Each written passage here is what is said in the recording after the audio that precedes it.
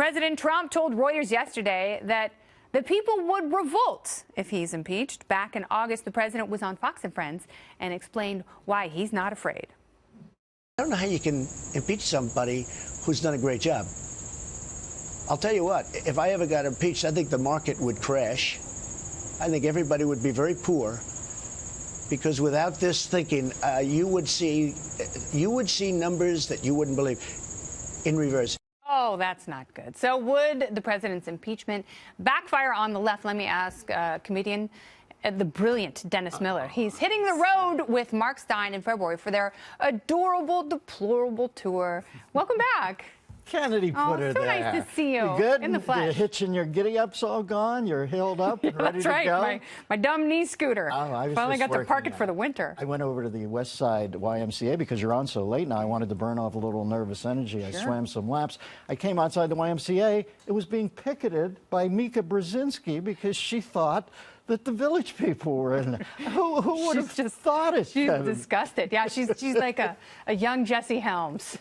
It's just incredible. Yes, the length she'll go to. Now listen, they obviously are gonna try to impeach her. I saw Schumer talking today, and the grounds they're going after him now are so expanding. He said he believes Trump was born in Kenya. Yeah, exactly right.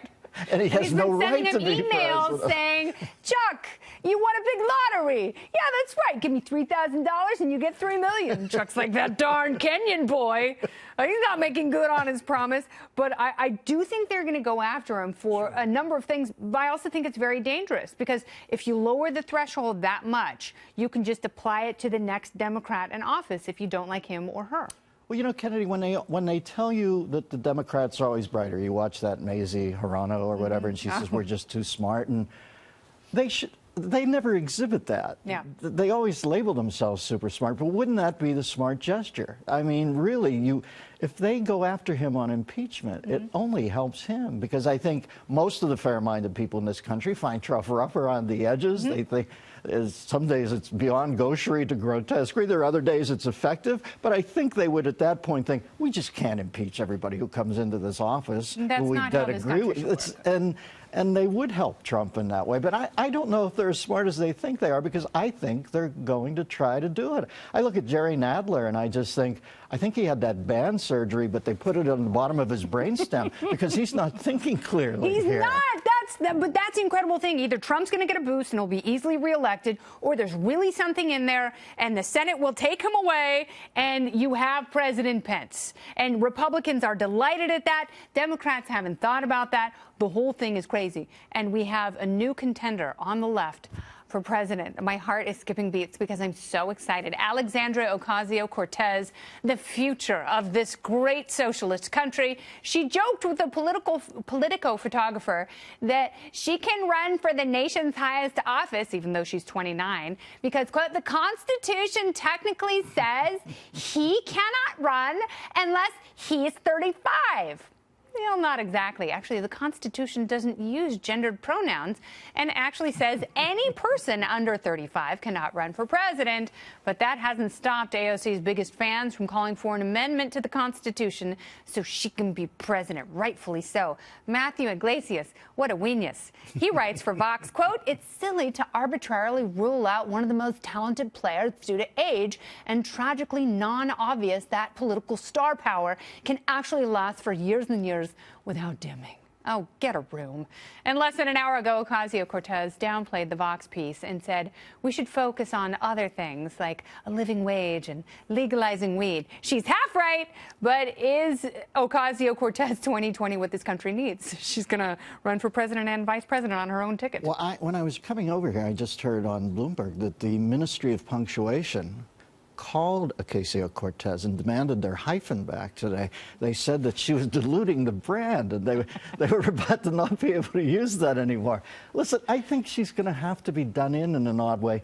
It's funny how every time you think you have things figured out, it gets counterintuitive. Yeah. I don't think that, as they should not go after Trump, the right should not go after her, because if she's going to be this foolhardy, I think the long knives are going to come out in-house. You remember Roger used to always say, don't shoot inside the tent. Yeah. I think they're going to have to start shooting inside the tent on somebody like her if it's a gaffe a moment. They've got Biden already, and he's a gaffe master. If she's the next Biden, I think they're going to have to say to her, listen, you're not of age yet. It's like when Franklin went in. Al is a super smart cat. He went in, he kissed the ring, he stayed below the radar.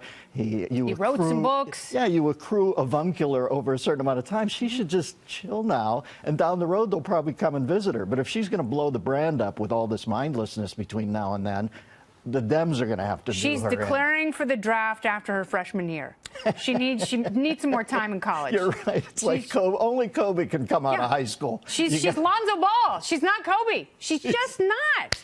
And look at you, how hip you are with the Lonzo Ball reference. Go Bruins. However, you're absolutely right, because she says enough on her own that she is her own undoing. You know, she quotes the Constitution without having read it. She thinks the three branches of government are the Senate, the House, and the presidency. You know, she thinks that the Pentagon has $21 trillion in a safe somewhere, and we can just get that out and pay for Medicare for all. Yes. And then if you say anything about her supporters come out on Twitter and say she has a degree in economics. Listen, she seems like a vivacious young woman with a certain Great look, lipstick. and she also is indefatigable, knocking on doors. You got to give her all that. She should be like Gary Cooper at some point. I think Coop's probably, along with Cary Grant, the biggest movie star ever, because at some point Gary Cooper thought, I should just be quiet here and let it all come to me. Yeah. You know, she looks the part. She's in. She has the gig. She can only screw it up now by talking too much before she's informed. Yes. If I was her, I would just sit back and say, I'm from a different generation. I'm going to learn the ways here, and then I'm going to moderate them to my generation. In the interim, until I get schooled, I'm not going to blow it up myself. It is the Dennis Miller School of Political Consultancy. Well, I just think somebody's going to grab her on their side and say, listen, when I saw her in Pelosi's office, you don't want to get that demented magpie on you. You know. There's no dry cleaner in the world that can get that out. She is bat guano crazy. She slips upside down.